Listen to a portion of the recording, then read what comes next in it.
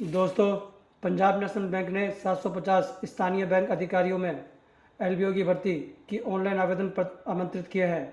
Bank ने पंजीकरण करने की अंतिम तिथि 1 दिसंबर 2025 तक विस्तारित कर दी है। पंजीकरण प्रक्रिया 3 नवंबर 2025 से शुरू कर दी गई थी। जिन उम्मीदवारों ने अभी तक आवेदन नहीं किया है वे अंतिम तिथि तक आधिकारिक पोर्टल पर अपने आवेदन जमा करा सकते हैं। इस भर्ती अभियान के माध्यम से 750 रिक्तियों को भरा जाएगा। आवेदन करने और शुल्क भुगतान की अंतिम तिथि 1 दिसंबर 2025 निर्धारित की गई है। ऑनलाइन परीक्षा संभावित रूप से दिसंबर 25 जनवरी 2026 में आयोजित की जाएगी। आवेदन शुल्क की अगर बात करें तो सामान्य ओबीसी ईडब्ल्यूएस को 1180 रुपये का भुगतान करना होगा। वहीं SC ST PH उम्मीदवार को 59 रुपये का भुगतान करना होगा।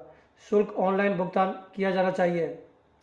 दोस्तों, Punjab national bank LBO vacancy रिक्तियों का विवरण आगे हम आपको समझाते हैं।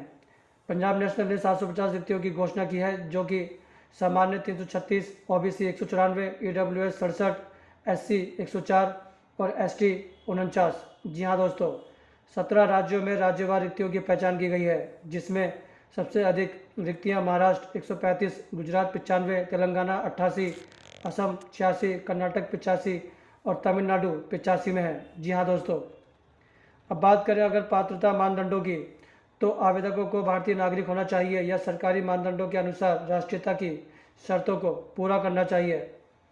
वहीं अगर आयु सीमा की बात करें तो 1 जुलाई 2025 तक 20 से 30 वर्ष आयु में छूट लागू है। शैक्षणिक योग्यता की बात करें तो किसी मान्यता प्राप्त विश्वविद्यालय से किसी भी विषय में स्नातक पंजीकरण की अंतिम तिथि तक उम्मीदवारों के पास स्नातक का वैध प्रमाण पत्र होना चाहिए। वहीं अगर स्थानीय भाषा की बात करें तो राज्य की अनुसूचित अधिसूचित भाषा में पढ़ना लिखना और बोलना अनिवार्य है। उम्मीदवारों को उस राज्य की स्थानीय भाषा में दक्ष होना चाहिए जिसके लिए वे आवेदन कर रहे हैं। अब बात करते हैं दोस्तों चयन प्रक्रिया की। चयन प्रक्रिया 4 चरणों में आयोजित की जाएगी।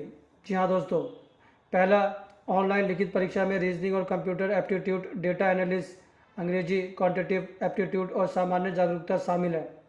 यह परीक्षा 150 अंकों की होगी, जिसमें सिलेक्शन टाइमिंग और नेगेटिव मार्किंग शामिल होगी। वहीं अगर दूसरे की बात करें तो पात्रता सत्यापित करने के लिए आवेदनों को दस्तावेजों की जांच करानी होगी। वहीं अगर तीसरे की बात करें तो स्थानीय भाषा प्रवीणता परीक्षा LLPT उन उम्मीदवारों के लिए है जिन्होंने कक्षा 10वीं या 12वीं स्थानीय भाषा नहीं पढ़ी है। अब बात करते हैं चौथे की। व्यक्तिगत साक्षात्कार 50 अंकों का होगा। उत्तीर्ण होने के लिए उम्मीदवारों को कम से कम 25 अंक अनुसूचित जाति अनुसूचित जनजाति के लिए 22.5 प्राप्त करने होंगे। वहीं दोस्तों बात करें अगर अंतिम मेरिट लिस्ट की, तो साक्षात्कार में दर्शन के आधार पर तैयार की जाएगी LLPT परीक्षा अर्हता प्रक्रिया की ये मेरिट लिस्ट। इसे पास न कर पाने पर अन्य चरणों में प्राप्त अंकों की परवाह किए बिना उम्मीदवार अयोग्य घोषित कर दिया जाएगा। जी हाँ दोस्तों, अब बात करते हैं दोस्तों वेतन की।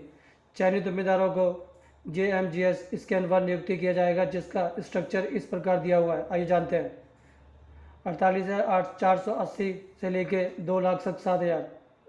दोस्तों, इसके अलावा बैंक के नियमों के अनुसार DA, HR, लीड्स आवास, CCA, चिकित्सा बीमा, LLP, सेवा नियुक्ति लाभ और अन्य भत्ते भी दिए जाएंगे। अब बात करते हैं दोस्तों उसके आवेदन की। विस्तृत अधिसूचना ध्यानपूर्वक पढ़नी होगी दोस्तों, जैसे कि सभी व्यक्तिगत और शैक्षणिक विवरण सही भरें।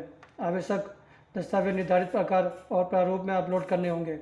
फॉर्म जमा करने से पहले उसको अच्छी तरह से समीक्षा करनी होगी। भविष्य के संदर्भ के लिए अंतिम रूप से प्रस्तुत फॉर्म को सुरक्षित रखें और या फिर उसका प्रिंटआउट निकाल कर रखें।